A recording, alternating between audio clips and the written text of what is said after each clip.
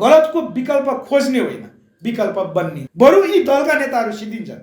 यहाँ प्रचण्डलाई सिद्ध्याइन्छ, शेरबहादुर देउवालाई सिद्ध्याइन्छ, केपी ओलीहरूलाई सिद्ध्याइन्छ, यहाँ राप्रपा जस्ता भूमिगत गिरोहका पार्टीहरूलाई सिद्ध्याइन्छ। नेपाली जनता त्यसमा सङ्घर्ष गर्न तयार छन्, तर राष्ट्रलाई बचाउँछन्। नेपाली जनताले चाहिँ कम्तीमा विकल्प त्यतातिर सकभर हत्या गरेर नपरोस्। राय समाल यदि महानगरपालिकामा आउने हो भने हामीले हाल्छौँ भनेर धेरै ठुलो त्यो मासले चाहिँ भनेको हामीले पायौँ। भनेको राजेश हमालप्रतिको चाहिँ जुन नेपाली जनताको एउटा विश्वास छ नि, उहाँमाथिको भरोसा छ नि, अब अरूमा भएको चाहिँ हामीले पाएनौँ। त्यसपछि हामीले पाएको चाहिँ अर्को बालेन शाहको विषयमा छ। अब हामी यो व्यवस्था परिवर्तन गर्नुपर्छ भन्ने त्यो मूलधारको पार्टी हामी त्यतातिर अगाडि बढिरहेछौँ। यो व्यवस्था परिवर्तन नगरिकन नेपालले जे खोजेको हो त्यो प्राप्त गर्न सक्छ भन्ने हाम्रो निष्कर्ष होइन। प्रायोजक पार्टीहरू भन्नु पर्यो, ती पार्टीहरूमाथि चाहिँ विश्वास गर्ने आधार छैन।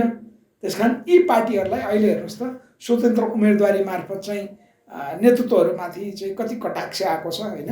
उन्नत लोकतन्त्र पार्टीले भुवन केसीलाई अगाडि बढाएको समाचार आयो होइन। एकजना चाहिँ मिस नेपाल के शर्मिला डोङ्गोल उहाँ अगाडि बढ्ने कुरा आयो। अर्को एकजना पिएल सिंह हाम्रो पूर्व मेयर उहाँको भाइ इन्द्रलाल सिंह नेपाली काङ्ग्रेसले टिकट दिएको खण्डमा आउँछु भन्नुभएको छ।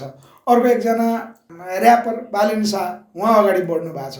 त्योभन्दा पहिला हामीले चाहिँ साझा विवेकशील पार्टीको तर्फबाट रञ्जु दर्शनाहरू जसको बारेमा चाहिँ आज उकेरा न्युजले समेत उहाँहरूले वैकल्पिक राजनीतिको नाममा धज्जी उडाउनु हो भनेर टिप्पणी समेत आएको छ। यो के हो भने स्वतन्त्र उम्मेदवारीमा नि यी दलहरूले, यो जुन संसदीय अभ्यास गर्ने दलहरूले एउटा टिकडम अपनाउँछन्। अहिलेको चर्चालाई चाहिँ हामी टिकडमसँग नलिउँ। फर्जी मत खसाल्नको निमित्त बुथमा एजेन्ट त एउटा पार्टीले एकजना राख्ने हो। पहिलाको स्वतन्त्र उम्मेदवार र अहिलेको स्वतन्त्र उम्मेदवारको चाहिँ गुणस्तर, उहाँहरूको व्यक्तित्व पनि केही देखिएको। जस्तो बालेन शाहजी आफै एउटा ब्याकग्राउन्डमा चाहिँ इन्जिनियर हुनुहुन्छ, चाहे शर्मिला डोङ्गोल भनौँ, चाहे भुवन केसी उहाँ कलाकारिता क्षेत्रबाट आउनु भएको छ। भनेको एक किसिमको फरक र समाजमा नाम भएकाहरू। जस्तो अर्को हाम्रो पूर्व डिआइजी रमेश खरेलको कुरा छ, चर्चा चलिरहेको छ। एक हिसाबले अझ राय समालको पनि थियो, यद्यपि उहाँले चाहिँ त्यसरी अहिलेसम्म घोषणा गर्नु भएको छैन। त्यो स्वतन्त्र उम्मेदवारीको प्रष्ट सङ्केत चाहिँ दलहरूमाथिको अविश्वास, नेतृत्वहरूमाथिको पटक पटकको नेपाली जनतामाथि भएको धोकाको अविश्वासको प्रतीक स्वतन्त्र उम्मेदवारी रूपमा चाहिँ हामीले बुझ्नुपर्छ। ठुला पार्टीहरूलाई चुनौती दिने मात्रै होइन, उनीहरूलाई हराउनै सक्नुपर्छ। त्यसमा चाहिँ विकल्प खोज्ने आम सर्वसाधारणहरूले चाहिँ मतदान गरेर जिताउनु हुनुपर्छ। प्रष्ट रूपमा अख्तियार दुरुपयोग अनुसन्धान आयोगको रिपोर्ट आएको छ। हाम्रो केन्द्रदेखि तलसम्मको स्थानीय निकायको चाहिँ जनप्रतिनिधिको सङ्ख्या एराउन्ड 35,000को सङ्ख्यामा रहेछ। त्यो 35,000 मध्ये 32,000लाई त उजुरी परेको छ। 35,000 मध्ये 32,000लाई त उजुरी परेको छ। यद्यपि अब ती पार्टीहरूको सरकार भएको हुनाले त्यो उजुरीमाथि छानबिन हुने त कुरा भएन। यसको सङ्केत के हो भने अहिलेका जनप्रतिनिधिहरू सबै भ्रष्टाचारमा लिप्त छन्। सर्वोच्च आयोग भएन भने राज्य अपाङ्ग हुन्छ, राज्य चाहिँ लङ्गडो हुन्छ। नेपालमा स्थिर सरकारको लागि जनचाहना अनुरूपको व्यवस्था परिवर्तनको निमित्त हामी सहयोगी बन्न सक्छौँ। उसको प्रष्ट भाषा त्यो हो नि। 2+1 पनि त्यही हो। त्यसकारण चीन नेपालमा हस्तक्षेप गर्नको निमित्त प्लान 1, 2, 3 उसले बनाएर तयार बनाइसकेको अवस्था हामीले प्रष्ट रूपमा त्यसको सङ्केत पाएका छौँ। नेपालमा अमेरिका कानुनी तह नेपालको संविधानको अङ्ग बनाएर एमसिसी पास गरेर चाहिँ उसले हुल्यो। नेपाली जनतालाई चाहिँ यसले द्वन्द्वमा फसायो। यो गठबन्धन सरकारले, यो अहिलेको सरकारले, यो विपक्षी एमाले पनि हो।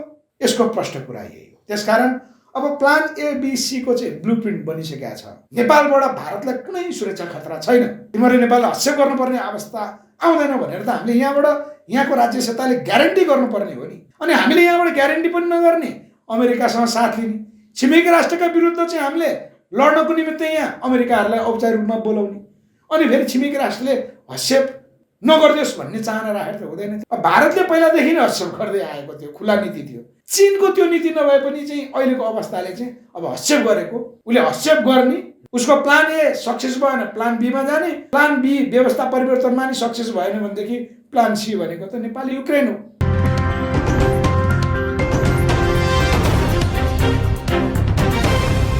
आदरणीय दर्शक महानुभाव नमस्कार। तपाईँ यति बेला हेर्दै हुनुहुन्छ न्युज फटाफट नेपाल र साथमा म रोशन घाटी उपस्थित भएको छु। आज हामीसँग कुराकानी गर्नको लागि हाम्रो पार्टी नेपालका अध्यक्ष गोविन्द बोहरा ब्रह्माण्डजी हुनुहुन्छ। नमस्कार, स्वागत छ यहाँलाई।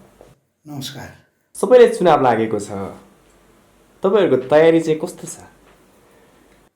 हामीले चाहिँ यो स्थानीय निकायको चुनावलाई सदुपयोग गर्ने भनेका छौँ होइन। चुनावमा चाहिँ भाग लिने जित्ने नै भन्दा पनि हाम्रो पार्टी नेपालको जुन राष्ट्रिय मुद्दा छ त्यो मुद्दालाई यो चुनाव मार्फत प्रयोग गरेर, यो चुनावलाई प्रयोग गरेर हामीले चाहिँ मुद्दालाई आम जनता सामु लिएर जाने हामीले नीति लिएका छौँ। जस्तो अन्य दलहरू जसरी चुनावी एजेन्डा तयार पारिरहेका छन्, जसरी प्रचार प्रसार गरिरहेका छन्, कसरी हेर्नु भएको छ यो कुरा? अब हामी यो व्यवस्था परिवर्तन गर्नुपर्छ भन्ने त्यो मूलधारको पार्टी हामी त्यतातिर अगाडि बढिरहेछौँ। यो व्यवस्था परिवर्तन नगरिकन नेपालले जे खोजेको हो त्यो प्राप्त गर्न सक्छ भन्ने हाम्रो निष्कर्ष होइन। त्यसकारण अरू पार्टीहरूले जुन एजेन्डा बनाए, एजेन्डा बनाउनु पार्टीहरूको धर्म हो। चुनावमा त्यही पनि होइन, आफ्नो चाहिँ प्रस्तावहरू के छ त्यो जनतालाई प्रस्ताव लिएर जाने, जनताबाट त्यसलाई अनुमोदन गरेर लिएर आउने र फेरि चाहिँ चुनावी घोषणापत्र अथवा आफ्नो प्रतिबद्धता पत्र चाहिँ यो तपाईँहरूकै सुझाव अनुसार भनेर जाने एउटा प्रक्रिया हो।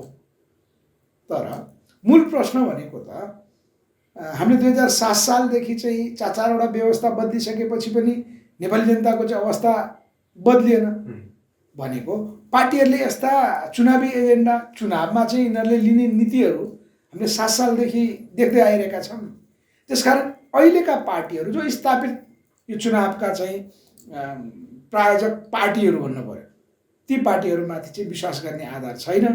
त्यसकारण यी पार्टीहरूलाई अहिले हेर्नुहोस् त, स्वतन्त्र उम्मेदवारी मार्फत चाहिँ नेतृत्वहरूमाथि चाहिँ कति कटाक्ष आएको छ होइन, त्यसले पनि पुष्टि गरेको छ। त्यसकारण यी पार्टीहरूले कस्ता नीति बनाए, के नीति बनाए भन्ने कुरा यिनीहरूका पहिलाका कर्म हेरेर र अहिलेको यिनीहरूको चाहिँ फल हेरेर त्यो स्वाभाविक रूपमा चाहिँ काम लाग्दैन, अर्थ छैन त्यसको बहस गर्नु। जस्तो काठमाडौँ महानगरपालिकाको स्थानीय तहको निर्वाचनमा चाहिँ काठमाडौँ महानगरपालिकाको मेयरको लागि जसरी थुप्रै स्वतन्त्र उम्मेदवारहरू लगायत थुप्रैको उम्मेदवारीहरू जसरी परिरहेको छ, यो घटनाले चाहिँ हामीलाई के कुराको सङ्केत गरिरहेको देख्नुहुन्छ? स्वतन्त्र उम्मेदवारीको हकमा योभन्दा पहिलाका यी अहिलेकै पार्टीहरू जो नेपाली जनताको अवस्था यो अवस्थामा ल्याउनलाई निर्णायक भने नि, यो रोशन भाइले यो प्रश्न गरिरहनु हुँदाखेरि चाहिँ हामीले स्वतन्त्र उम्मेदवारीको सिद्धान्तलाई एकातिर छोड्ने हो भने यसको आन्तरिक चाहिँ के हुन्थ्यो पहिला। अब अहिले त थाहा छैन, काठमाडौँ महानगरपालिकामा चाहिँ अब उन्नत लोकतन्त्र पार्टीले भुवन केसीलाई अगाडि बढाएको समाचार आयो होइन। एकजना चाहिँ मिस नेपाल के शर्मिला डोङ्गोल उहाँ अगाडि बढ्ने कुरा आयो। अर्को एकजना पिएल सिंह हाम्रो पूर्व मेयर उहाँको भाइ इन्द्रलाल सिंह नेपाली काङ्ग्रेसले टिकट दिएको खण्डमा आउँछु भन्नुभएको छ। अर्को एकजना ऱ्यापर बालेन शाह उहाँ अगाडि बढ्नु भएको छ। त्योभन्दा पहिला हामीले चाहिँ साझा विवेकशील पार्टीको तर्फबाट रन्जु दर्शनाहरू होइन, जसको बारेमा चाहिँ आज उकेरा न्युजले समेत उहाँहरूले वैकल्पिक राजनीतिको नाममा धज्जी उडाउनु भनेर टिप्पणी समेत आएको छ। यो के हो भने स्वतन्त्र उम्मेदवारीमा नि यी दलहरूले, यो जुन संसदीय अभ्यास गर्ने दलहरूले एउटा टिकडम अपनाउँछन्। अहिलेको चर्चालाई चाहिँ हामी टिकडमसँग नलिउँ। कस्तो हुन्छ भने फर्जी मत खसाल्नको निमित्त बुथमा एजेन्ट त एउटा पार्टीले एकजना राख्ने हो, त्यो एउटा पार्टीले 3 जना एजेन्ट राख्नु पर्यो भने एउटा पार्टी मानौँ काङ्ग्रेस, एमाले, माओवादी अथवा राप्रपाले तपाईँको 3 जना स्वतन्त्र उम्मेदवार उठाउने र त्यहाँ आफ्नो बुथमा चाहिँ फर्जी मत खसाल्नको निमित्त है, कतिपय मान्छे बाहिर होला त्यहाँ मत खसाल्नको निमित्त उपयोग गर्ने नीतिले एउटा स्वतन्त्र उम्मेदवारी खडा गर्छन्। तपाईँको सङ्केत त्यतातिर होइन कि अहिले जो एउटा चर्चामा आएको, जो मैले सङ्केत तपाईँको चाहिँ त्यतातिर पाएको छु। मैले यद्यपि यो कुरा जानकारी गराएको, किनभने पुराना दलहरूमाथि कुनै पनि हालतमा नेपाली जनताले विश्वास गर्न हुँदैन। यिनीहरूले स्वतन्त्र उम्मेदवारीको नाममा यति गलत गर्छन् भन्ने मैले उदाहरण पेश गरेको, किनकि म आफै त्यसको चाहिँ एउटा योजना माओवादी पार्टीमा हुँदाखेरि हामीले आफ्नै त्यस्तै योजना बनाएका थियौँ। अहिलेको स्वतन्त्र उम्मेदवारीको एउटा राम्रो सङ्केत के हो भने अहिलेका दल र नेतामाथि विश्वास छैन जनताको। तर जनताको फेरि विकल्प पनि छैन। त्यो विकल्प नभएको खण्डमा यो समयमा अहिले चाहिँ स्वतन्त्र उम्मेदवारीको चाहिँ सङ्ख्या वात्तै बढ्नुमा र पहिलाको स्वतन्त्र उम्मेदवार र अहिलेको स्वतन्त्र उम्मेदवारको चाहिँ गुणस्तर, उहाँहरूको व्यक्तित्व पनि केही देखिएको। जस्तो बालेन शाहजी आफै एउटा ब्याकग्राउन्डमा चाहिँ इन्जिनियर हुनुहुन्छ, चाहे शर्मिला डङ्गोल भनौँ होइन, चाहे भुवन केसी उहाँ कलाकारिता क्षेत्रबाट आउनु भएको छ, भनेको एक किसिमको फरक र समाजमा नाम भएकाहरू।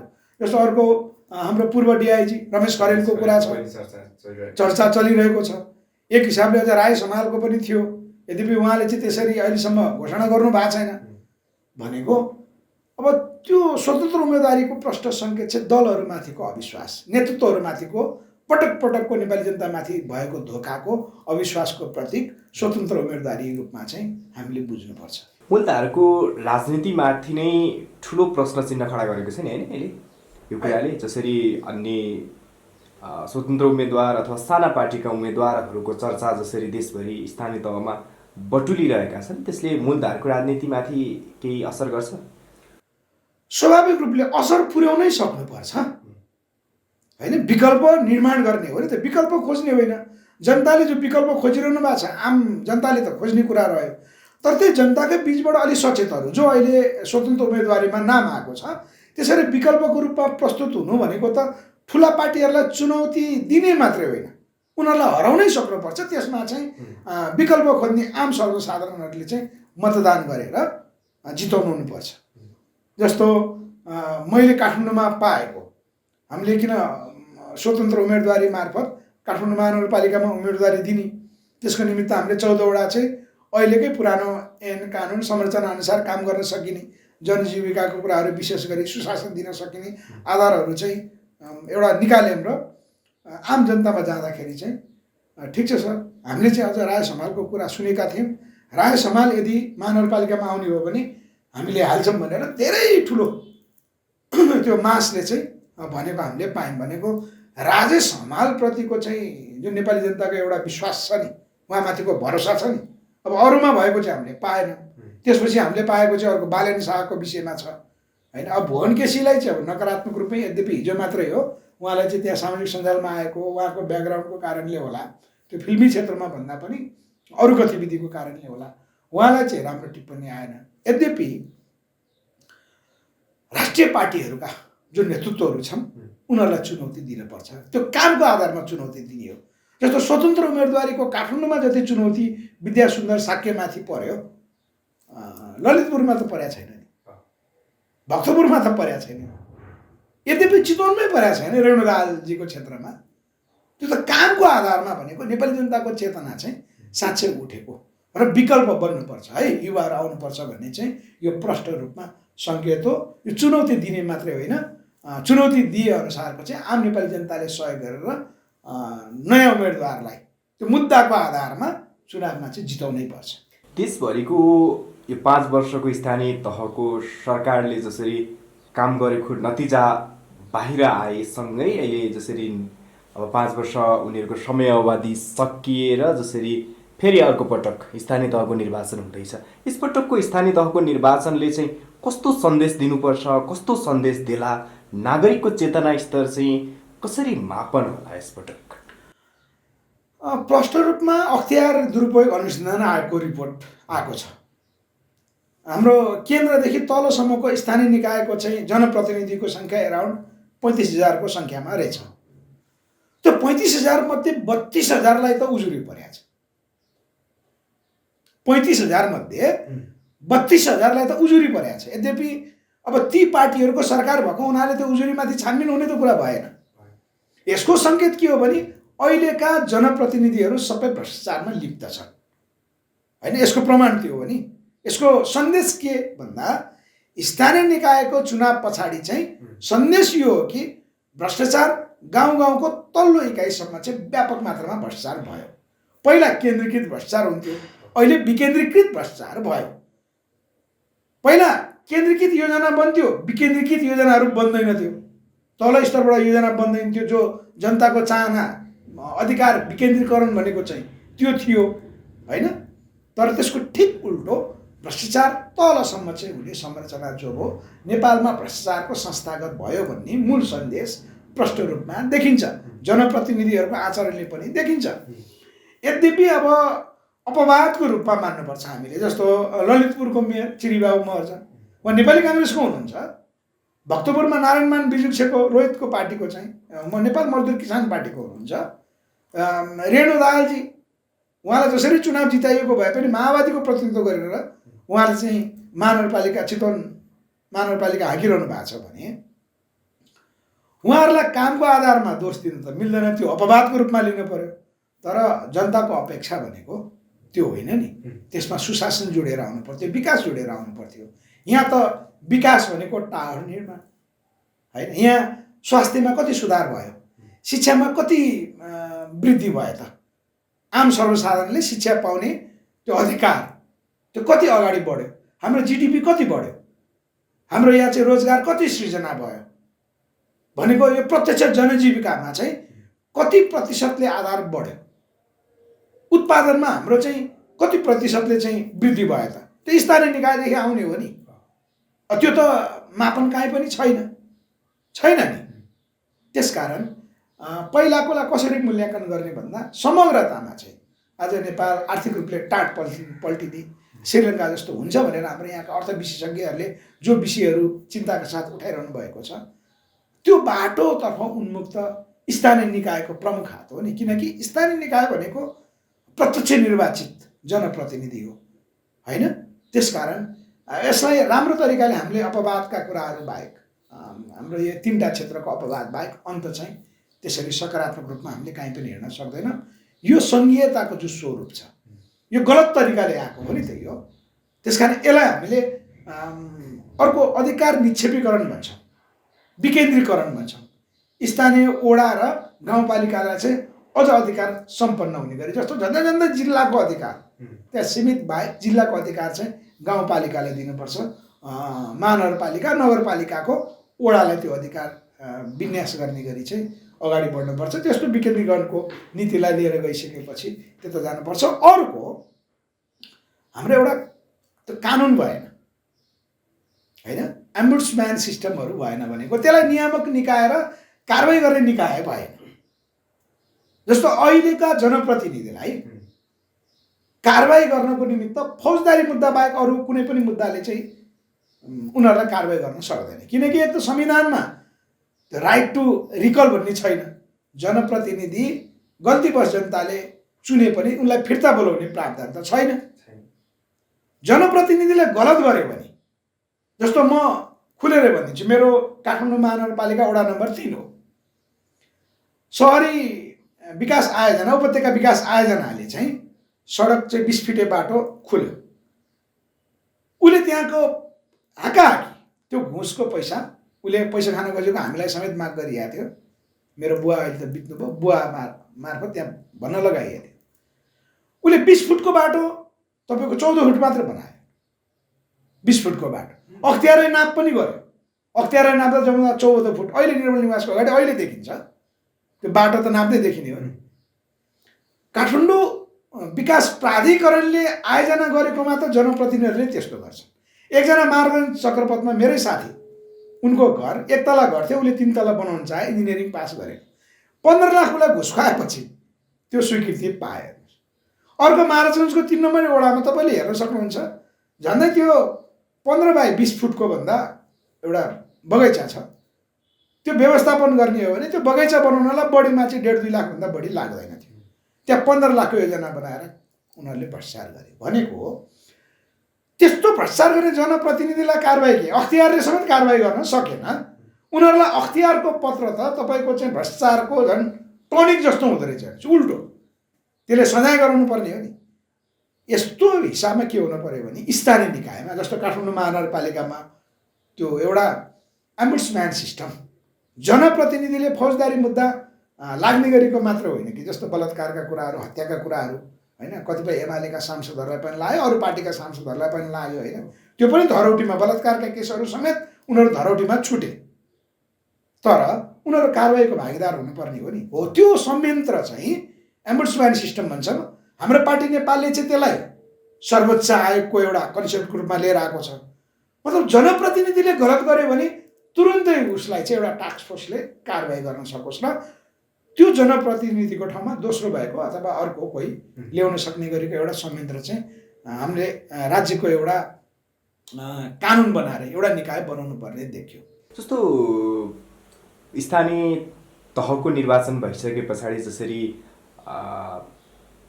जनप्रतिनिधिहरू चुनाव जितेर आए, त्यस पछाडि उनीहरूले जसरी नीतिगत भ्रष्टाचार गरे, नेपालको सबैभन्दा बढी नेपाल विकास हुन नसकेको कारण नै भ्रष्टाचार हो भनेर मानिन्छ। कसरी रोक्न सकिएला? यो स्थानीय तहदेखि केन्द्रसम्म हरेक कर्मचारी तन्त्रसम्म भ्रष्टाचारको जरो गाडेर बस्यो नि, यसलाई चाहिँ हामीले कसरी न्यूनीकरण गर्न सक्छौँ?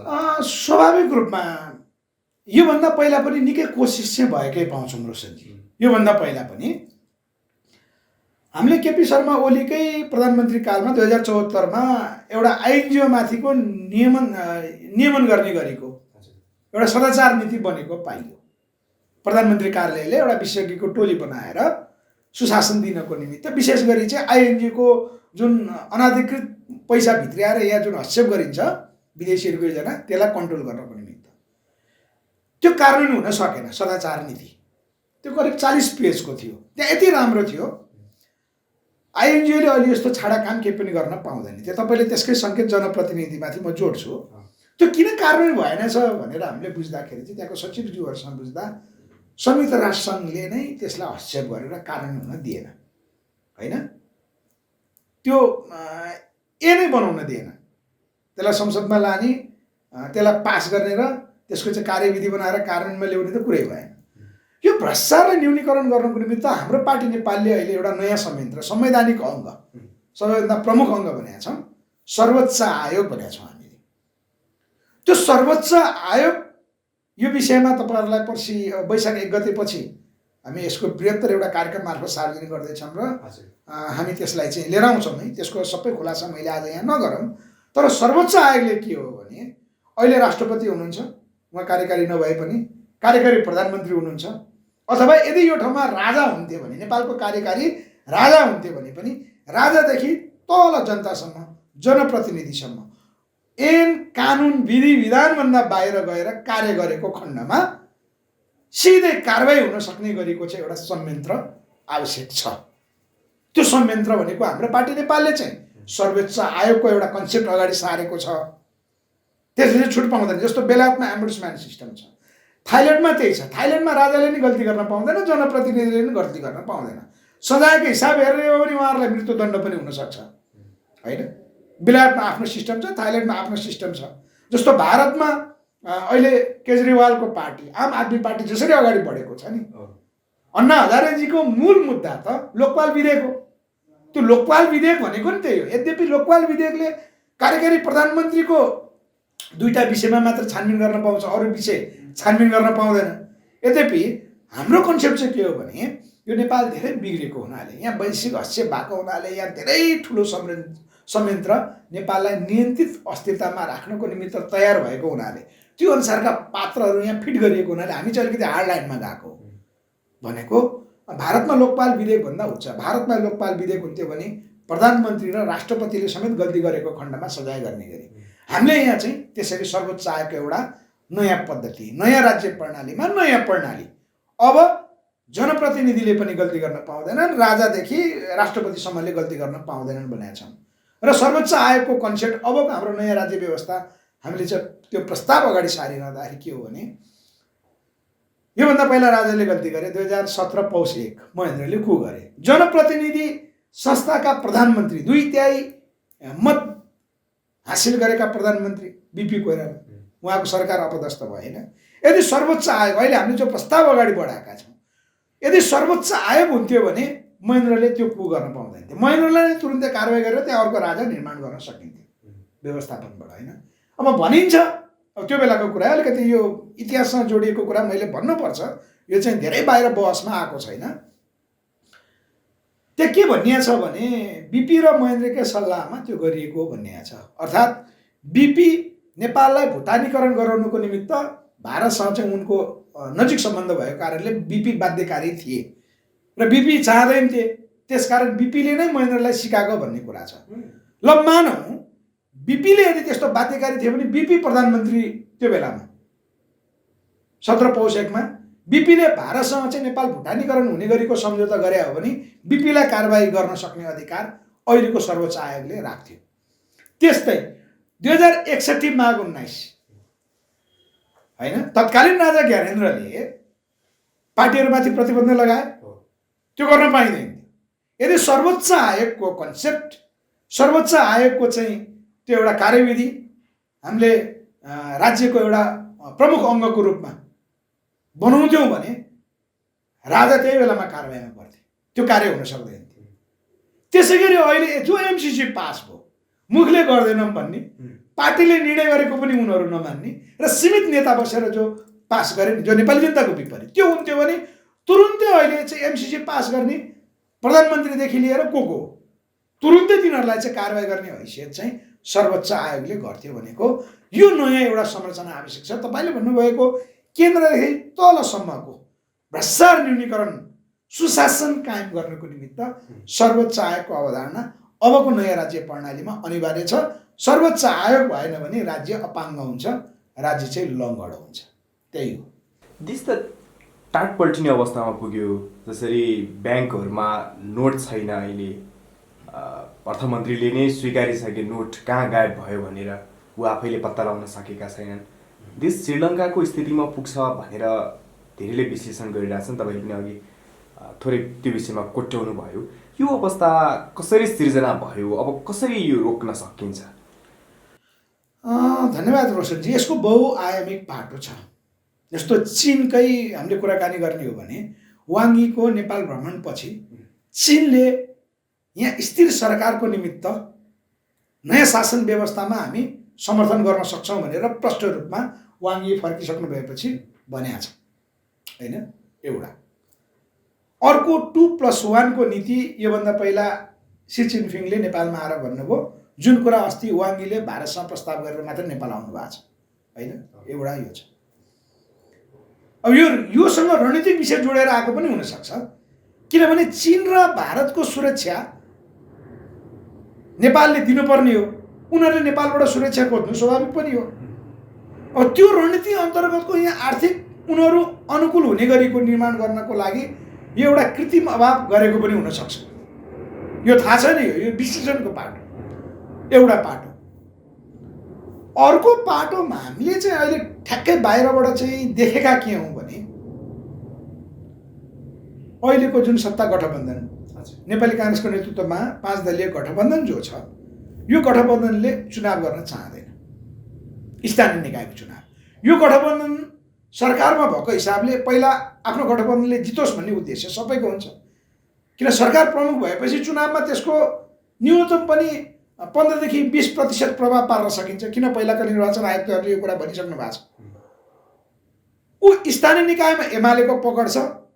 अब अहिले काङ्ग्रेसको गठबन्धन सरकार भएको हुनाले एमालेको हावी हुने गरी उसले चुनावी मत परिणाम ल्याउन दिँदैन।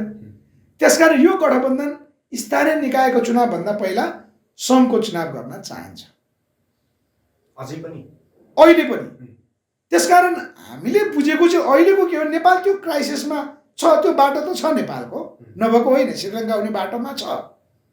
तर यहाँ कतै अहिलेको गठबन्धनले योजनाबद्ध रूपमा कृत्रिम अभाव, तरलता देखाएर स्थानीय निकाय चुनाव चाहिँ सार्ने योजनामा त छैन। ऊ आफू अनुकूल फेरि सत्ता प्राप्त गर्ने गरीको योजना बनाउँदै त छैन भन्ने चाहिँ हाम्रो यसमा पहिलो आशंका छ। यद्यपि फेरि नेपालमा चाहिँ बुद्धिजीवी नभएको, यहाँ विषयविज्ञहरू नभएको होइन। नेपालमा परापूर्व कालदेखि नै विषयविज्ञहरू छन् र त नेपाल चाहिँ भारतको प्रान्त हुन रोकियो। ब्रिटिससँग चाहिँ नेपालले सम्झौता गरेर आफ्नो नेपालै भारतमा चाहिँ गुमाउन परेन। समय अवस्था अनुसारको नेपालले आफ्नो सुरक्षा गर्न सक्षम भएको छ। त्यसकारण नेपालसँग अहिले पनि एक हप्ता अगाडिको तथ्याङ्क हो, $8 अरब सञ्चित छ, जुन नेपालले अहिले तत्काल चाहिँ जो आयातित वस्तुमा, विलासिताको आयातित वस्तुमा जो प्रतिबन्ध लगाएको छ, यो अर्को राम्रो पाटो भनेको यहाँ विषयविज्ञहरू छन्, साँच्चै अर्थ विषयविज्ञहरू छन्। जस्तो चन्द्रमणि अधिकारी सरले प्रष्ट रूपमा राखिरहनु भएको छ, होइन? हाम्रो डाक्टर बलबहादुर भण्डारी उहाँले प्रष्ट रूपमा राखिरहनु भएको छ। अरू चाहिँ विषयविज्ञहरूले पनि राखिरहनु, जस्तो सूर्यराज आचार्य सरहरूले राखिरहनु भएको छ। प्राध्यापक डाक्टर युवराज सङ्ग्रौला, उहाँ वरिष्ठ अधिवक्ता, उहाँले पनि राखिरहनु भएको छ। भनेको नेपालमा विषयविज्ञहरूले चाहिँ यो राम्रो सल्लाह दिइरहनु भएको छ। त्यसकारण श्रीलङ्का जस्तो अराजक सत्ता, श्रीलङ्कामा त हेर्नुहोस् आफ्नो भाइ भाइदार नातेदार, दाइ राष्ट्रपति, भाइ प्रधानमन्त्री, नातदार चाहिँ आफ्नै छोरा भतिजहरू चाहिँ मन्त्री भएको स्थिति त यहाँ आउँदै छैन।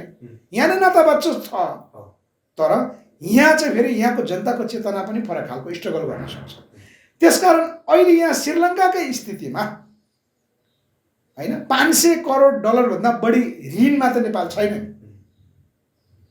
हद भयो भने हाम्रो यहाँ विकास बजेट हाम्रो जम्मा 20% छ, साधारण खर्च चाहिँ 80% छ होइन। 16 खरब बजेटमा विदेशीले अनुदान दिएन भने हाम्रो चाहिँ अलिकति नचल्ला, शिक्षा मन्त्रालयले आफ्नो लक्षित कार्यक्रम पुरा गर्न नसक्ला, स्वास्थ्य क्षेत्र अलिक काम नहोला, क्राइसिस त हुन्छ। तर राष्ट्र नै धरापमा पर्ने गरी जो श्रीलङ्काको बाटोमा चाहिँ नेपाल छैन। त्योभन्दा पनि पहिलो चाहिँ जहाँसम्म लाग्छ यहाँ ब्ल्याक मनी अत्याधिक छ, नेपालमा ब्ल्याक मनी अत्याधिक छ। यो अहिलेको गठबन्धन सरकारले यसलाई चाहिँ कृत्रिम तरिकाले चुनाव सार्नको निमित्त योजना गरेका छ। यसको निमित्त अर्थ विशेषज्ञहरूको एउटा तुरुन्तै सरकारले यो चाहिँ गाँठो फुकाउनको निमित्त यसको समस्याको समाधान के भन्दा त्यो ब्ल्याक मनीलाई अब कसरी व्हाइट बनाउने। जस्तो योभन्दा पहिला बाबुराम भट्टराई अर्थमन्त्री रहनुहुँदा 25% सरकारलाई ट्याक्स दिएर अरू पैसा लिएर भनेको कुरा आएको थियो। योभन्दा पहिला 2 वर्ष पहिला पनि हो कि 1 वर्ष पहिला आएको थियो नि, एउटा 5 करोडभन्दा माथि लगानी गर्नेको आय स्रोत नखोल्ने गरेको होइन। त्यो त अहिले रोक्यो, अहिले त्यो कानुन भएको छ नि। यो अर्थ विशेषज्ञहरूको एउटा राष्ट्रिय भेलाद्वारा यो सङ्कट कसरी फुकाउने, यसको वास्तविकता के हो, त्यो चाहिँ सरकारले त्यो बाटो पहिल्याउनुपर्छ भन्ने कुरा छ। यो चाहिँ मलाई जहाँसम्म लाग्छ हाम्रो पहिलो आशंका यो कृत्रिम हो। चुनाव स्थानीय निकायको चुनाव सार्नको निमित्त यो सरकारले कृत्रिम बाटो अप्नाइरहेकै भन्ने कुरा चाहिँ हामी बुझ्छौँ। र वैदेशिक हस्तक्षेप त निकै बढेको छ नि होइन। हामी चीनलाई चिड्याएर अगाडि बढ्न सक्दैनौँ भन्ने त धेरैले विश्लेषण गरिरहेको कुरा हो। तर हामीले चीनलाई चिड्याएर गएका छौँ र चीन पनि नेपालबाट केही चीन विरुद्धका गतिविधि भइरहेका छन् वा हुन सक्छन् भन्ने आशंकामा बसिरहेको छ।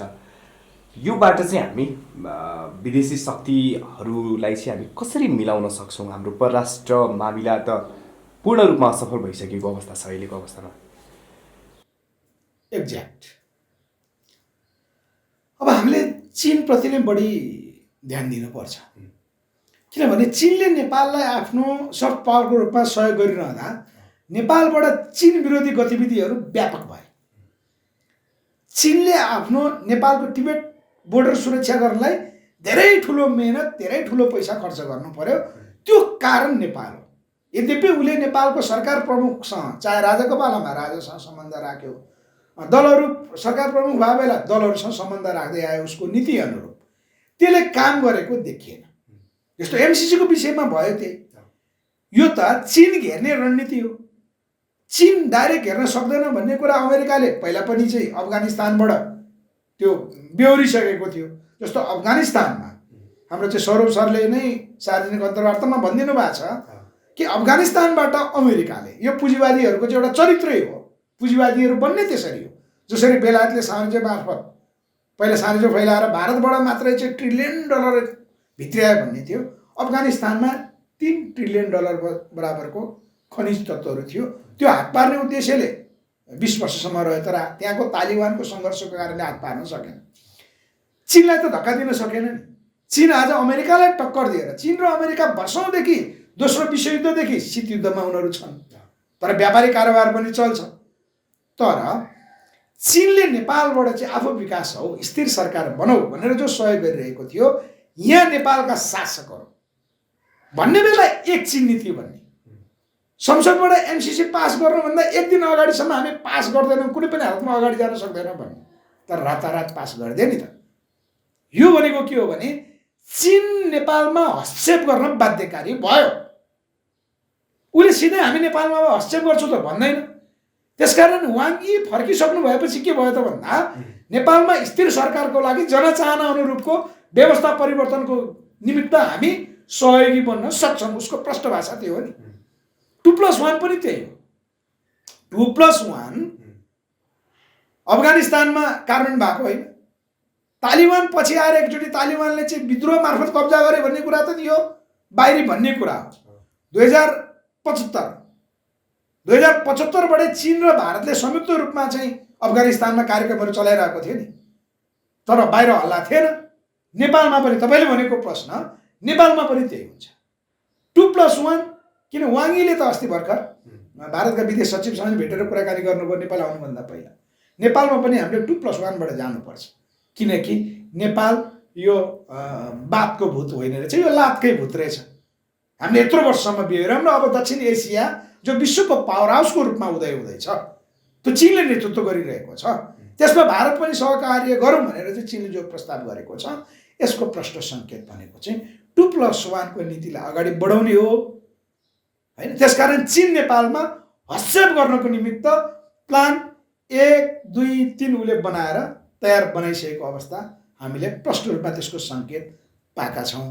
त्यसकारण अब यहाँको अवस्था भनेको अहिलेको अवस्था भनेको चाहिँ हामीले छिमेक राष्ट्र, यो छिमेक राष्ट्र मैत्री यहाँको चाहिँ राज्य व्यवस्थापन भएन। अहिलेको गठबन्धनले त्यसलाई ध्यान दिएन। त्यसको परिणाम भनेको चाहिँ नेपाललाई द्वन्द्वमा हुल्यो। नेपालमा अमेरिका कानुनी त नेपालको संविधानको अङ्ग बनाएर एमसिसी पास गरेर चाहिँ उसले हुल्यो। नेपाली जनतालाई चाहिँ यसले द्वन्द्वमा फसायो। यो गठबन्धन सरकारले, यो अहिलेको सरकारले, यो विपक्षी एमाले पनि हो। यसको प्रष्ट कुरा यही हो। त्यसकारण अब प्लान ABC को चाहिँ ब्लुप्रिन्ट बनिसकेको छ। अब हेरौँ चीन र भारतको चाहिँ नेपालमा निर्णय के हुन्छ। नेपालबाट हामीले अरू जो हामी नयाँ शक्तिसहितको राज्य संरचनाको कुराहरू गरेका छौँ, चीनले नेपालबाट वास्तविक के चाहन्छ हामीले कुराकानी नगर्ने र त्यसलाई राष्ट्रिय नीति नबनाउने हो भने भारतले नेपालमा किन हस्तक्षेप गरिरहेछ त? हस्तक्षेप गर्नुको त कारण छ नि। त्यो कारण त हामीले हल गर्न सक्नु पर्यो नि त। नेपालको राज्य व्यवस्थापनले चाहिँ हाम्रो राष्ट्रिय नीति मार्फत ल है नेपालबाट भारतलाई कुनै सुरक्षा खतरा छैन, तिमीहरूले नेपाललाई हस्तक्षेप गर्नुपर्ने अवस्था आउँदैन भनेर त हामीले यहाँको राज्य सत्ताले ग्यारेन्टी गर्नुपर्ने हो नि। अनि हामीले यहाँबाट ग्यारेन्टी पनि नगर्ने, अमेरिकासँग साथ लिने, छिमेकी राष्ट्रका विरुद्ध चाहिँ हामीले लड्नको निमित्त यहाँ अमेरिकाहरूलाई औपचारिक रूपमा बोलाउने, अनि फेरि छिमेकी राष्ट्रले हस्तक्षेप नगरिदियोस् भन्ने चाहना राखेर त हुँदैन। त्यसकारण भारतले पहिलादेखि नै हस्तक्षेप गर्दै आएको थियो, खुला नीति थियो। चीनको त्यो नीति नभए पनि चाहिँ अहिलेको अवस्थाले चाहिँ अब हस्तक्षेप गरेको, उसले हस्तक्षेप गर्ने, उसको प्लान ए सक्सेस भएन प्लान बीमा जाने, प्लान बी व्यवस्था परिवर्तनमा नि सक्सेस भएन भनेदेखि प्लान सी भनेको त नेपाल युक्रेन हो। अब अहिलेको अवस्थालाई त्यसरी बुझ्नु। तपाईँको चाहिँ आन्सर यही नै हो। हस्, यहाँको महत्त्वपूर्ण समय र विषयको लागि यहाँ धेरै धेरै धन्यवाद। हस्, रोशनजीले हामीलाई पटक पटक बोलाउनुहुन्छ, हाम्रो पार्टी नेपालका विचारहरू अगाडि ल्याइदिनु भएको छ होइन। हामीले धेरै काम गर्न सक्छौँ। एउटा खुसीको कुरा चाहिँ तपाईँ हामी लामो बहस जो गर्छौँ यो आम जनतालाई हामीले चाहिँ म्यासेज दिइरहेका छौँ, अपिल गरिरहेका छौँ कि गलतहरू यस कारणले गलत भए। अब गलतको विकल्प खोज्ने होइन, विकल्प बन्ने। जो साझा विवेकशीलले पहिला भन्थ्यो, हाम्रो उज्जवल थापा दिदीको उहाँ चाहिँ अब उहाँको मृत्यु भएको छ होइन, उहाँको चाहिँ स्वर्गमा बास होस् भइरहेकै होला, हामी कामना गर्छौँ। उज्जवलजी जतिको राम्रो मान्छेको चाँडै मृत्यु हुनु नै देशको लागि चाहिँ अपूरणीय क्षतिको रूपमा हो। त्यसकारण हामीले अहिले विकल्प खोज्ने जो भनिरहेछौँ, विकल्प खोज्ने होइन, विकल्प बन्ने हो। स्वतन्त्र उम्मेदवारी मार्फत जनताको अपेक्षा नै छ, जनताले स्वतन्त्र उम्मेदवारहरूलाई साथ दिनुपर्छ। यो नै अबको विकल्प हो।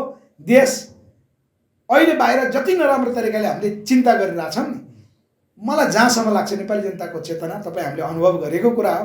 यो तपाईँ हाम्रो कारणले मात्रै होइन, तपाईँ हामी त्यसको एउटा अंश हिस्सेदार त हो। तर यो नेपाली जनताको चेतनाले यी नेताहरूले राष्ट्र बेचे पनि, एमसिसी पास गरे पनि, जसले जे गरे पनि नेपाल राष्ट्र विदेशीको हातमा व्यवस्थापन हुन सक्दैन भन्ने कुरा चाहिँ यो नेपाली जनताको पहिलादेखिको स्ट्रगलले चाहिँ पुष्टि गर्दै आएको छ। बरु यी दलका नेताहरू सिद्धिन्छन्। यहाँ प्रचण्डलाई सिद्ध्याइन्छ, शेरबहादुर देउवालाई सिद्ध्याइन्छ, केपी ओलीहरूलाई सिद्ध्याइन्छ, यहाँ राप्रपा जस्ता भूमिगत गिरुवाका पार्टीहरूलाई सिद्ध्याइन्छ। नेपाली जनता त्यसमा सङ्घर्ष गर्न तयार छन्, तर राष्ट्रलाई बचाउँछन्। नेपाली जनताले चाहिँ कम्तीमा विकल्प त्यतातिर सकभर हत्या गरेर नपरोस् होइन। उहाँहरूले आफ्नो भूमिका अहिलेसम्म खेलाउनु जे चाहिँ आउनुभयो, उहाँहरूले कम्तीमा 62-63 को रूपान्तरण गरिदिनु भएको छ। जनताको हातमा सार्वभौमाधिकार ल्याइदिनु भएको छ।